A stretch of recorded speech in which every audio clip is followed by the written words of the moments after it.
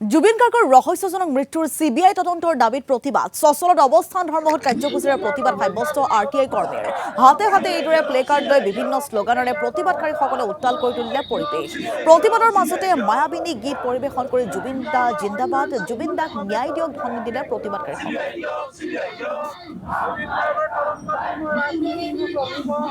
ভাৰতৰ বাহিৰত এটা দুৰ্ঘটনা হলে হেতু যে CBIৰ অধীনত পৰে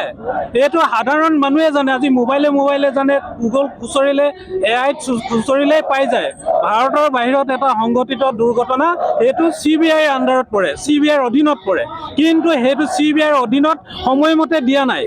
সময়মতে নিদিয়াৰ ইয়াৰ কিবা কাৰণ আমি ৰাইজে দেখিছো গতিকে ইয়াত কোনোবা আমাৰ মন্ত্ৰী বিধায়কৰ লগত জড়িত থকা আমি সন্দেহ গোন্ধ পাইছো ভগৱানে নকৰক আজি যদি মন্ত্ৰীৰ এটা সন্তান বা মন্ত্ৰীৰ পৰিয়াল এটাৰ যদি কোনোবা এনেকুৱা দুৰ্ঘটনা সংঘটিত হলহেঁতেন লগে লগে CBI এনকুৱাৰী দিলেহেঁতেন আজি জুবিনৰ নিচিনা আমাৰ অসমৰ জাতীয় সম্পদ আমাৰ নৱপ্ৰজন্মৰ বুকুৰ কলিজাৰ আমঠু হয় তেওঁ ভাৰতৰ বাহিৰত এনেকুৱা ষড়যন্ত্ৰ বলি হৈ হত্যা হল কিন্তু লগে লগে CBI ঘোষণা কিয় নকৰিলে CBI ঘোষণা কৰিবই লাগে আজি তাৰিখতে CBI ঘোষণা কৰিব লাগে তাৎক্ষণিকভাৱে CBI ঘোষণা কৰিব লাগে এই নাটকবাজি নচলিব তাৰ যি ঘটনা যিটো স্থান হৈছে যি আপোনাৰ দুৰ্ঘটনা স্থান এতিয়ালৈকে পৰিদৰ্শন কৰা নাই আইনমতে পৰিদৰ্শন কৰিব পৰা অধিকাৰ অকল CBI হাতত আছে CBI হাতত সেইকাৰণে দিয়া নাই ইহঁতৰ আমাৰ এই যি আমি ৰাইজে